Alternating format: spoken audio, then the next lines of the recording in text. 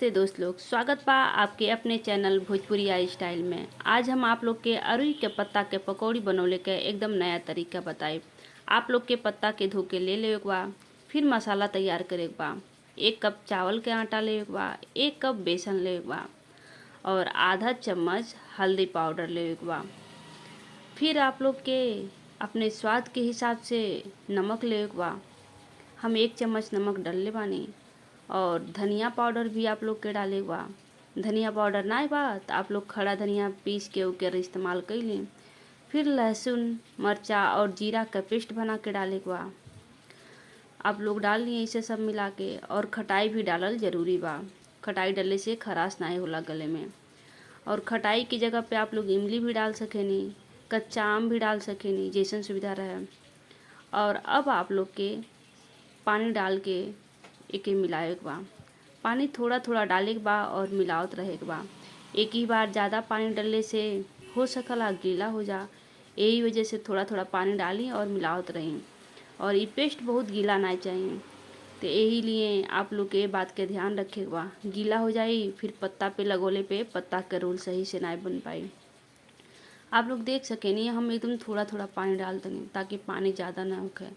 और अब आप लोग के एकदम अच्छे से होके मिला ले एक बार। जितना ही अच्छा से मिलाई पेस्ट अच्छे से बने।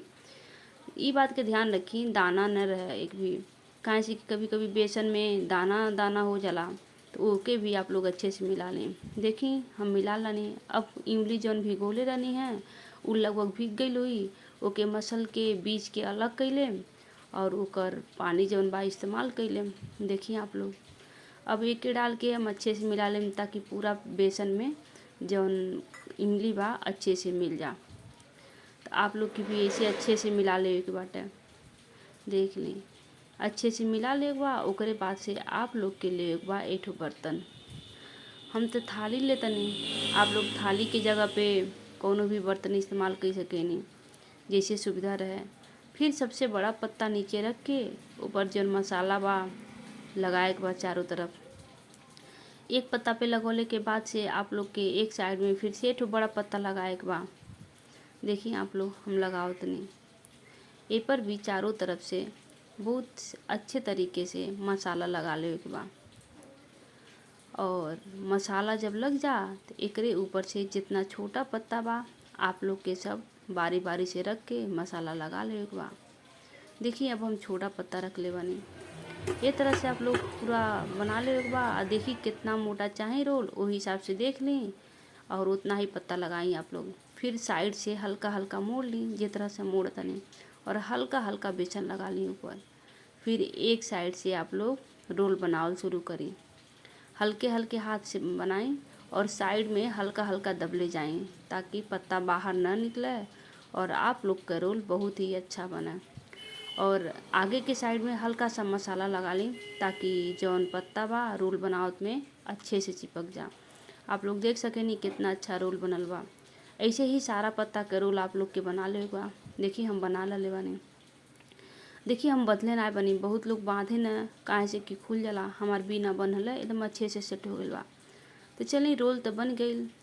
अब बारी बा कुकर रख लेकर। आप लोग के गैस पे कुकर रख दे बा, गैस जला के। और देखिए जब कुकर एकदम अच्छे से गर्म हो जा तो फिर आप लोग के 1 चम्मच लगभग में तेल डाले के बा। देखिए कितना कम तेल डालले बनी। और जब तेल भी एकदम अच्छे से गर्म हो जा तो आप लोग के इस्तेमाल करे के बा मेथी। मेथी थोड़ा सा डाले के बा, आधा चम्मच से भी कम। आप लोग देख सकेनी इतना डाल दें। फिर आप लोग ओके अच्छे से जल जाए दी मेथी। जब सुनहरा कलर हो जा फिर आप लोग के बारी बारी से रोल कुकर में रखे के बा। आप लोग के ध्यान दें कि कुकर गरम बा, हाथ न जले, आराम से रखें। 2 रोल नीचे के साइड में रख दी और 1 रोल दोनों रोल के ऊपर रख दी। ज़्यादा रोल रखम आप लोग तो वो सही से हो ना पाए, यही से 3 ही रोल रखी। फिर ले बा आप लोग के 1 कटोरी पानी। पानी में हल्का सा नमक और हल्का सा हल्दी पाउडर। आप लोग के ज़्यादा इस्तेमाल नहीं करे बा, काहे से कि मसाला में आप लोग स्वाद के हिसाब से सब चीज़ मिला देले बनी। ज़्यादा डालब तो नमक बहुत तेज हो जाए, यही से हल्का हल्का डाल के फिर ओके अच्छे से मिला ले बा ताकि पानी कुकर में डलले पे जो नमक और हल्दी बा पानी के साथे कुकर में गिर जा, नहीं तो ना मिलाई कटोरी में ही रह जाए। देखिए ये सब के अब हम कुकर में डाल देते नहीं और अब हम कुकर के जो ढक्कन बा एके बंद कर देम। आराम से आप लोग के बंद कर दे एक बार। देखिए हम भी बंद करे जाते नहीं। देखिए बंद हो गई कुकर का ढक्कन और ऐसे आप लोग के 5-7 मिनट छोड़ दे एक बार। आँच बहुत तेज़ नहीं चाहिए, मध्यम आँच पे आप लोग के छोड़े डाला। फिर 5 मिनट का इंतज़ार करब आप लोग। फिर एक तो अब आप लोग के कुकर गैस बंद करके नीचे उतार दे एक बार। और जब सीटी 2 ठो दे डाला नीचे उतार दनी तो अब गैस पूरा जब कुकर के निकल जा तो आप लोग के खोले के बाद खोल के आप लोग देख सकेनी कितना अच्छा कलर आयल बा। आप लोग देखिए कितना अच्छे से हो गई बा। देखिए बिना तेल के बा, ये नुकसान भी नहीं करी और टेस्ट भी एकर बहुत अच्छा होला। एक बार ज़रूर आप लोग ट्राई करी। देखिए हम कुकर से निकालत नहीं, आप लोग भी ऐसे आराम से कुकर से निकाल ली। आप लोग देख सकेनी कितना अच्छा कलर आयल बा बिना तेल के। तो जब आप लोग एके निकाली तो ये बात का ध्यान रखिए हाथ में न लगे। कुकर गरम बा तो हाथ भी जल सकला।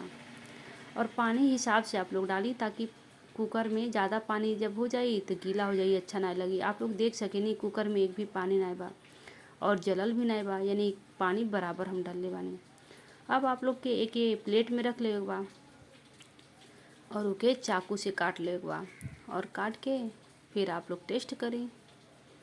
तो ये तरीका बहुत ही अच्छा बा, ये ज़रूर आप लोग अपनाएं अपने घरे। एक बारी ये तरीका से पकौड़ी बनाई, लगभग सभी के पसंद आई, कहाँ से कि बिना तेल के बा।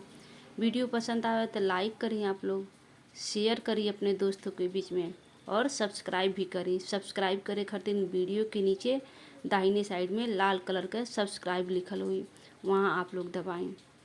और वीडियो पसंद आवे तो आप लोग ज़रूर शेयर करें। धन्यवाद।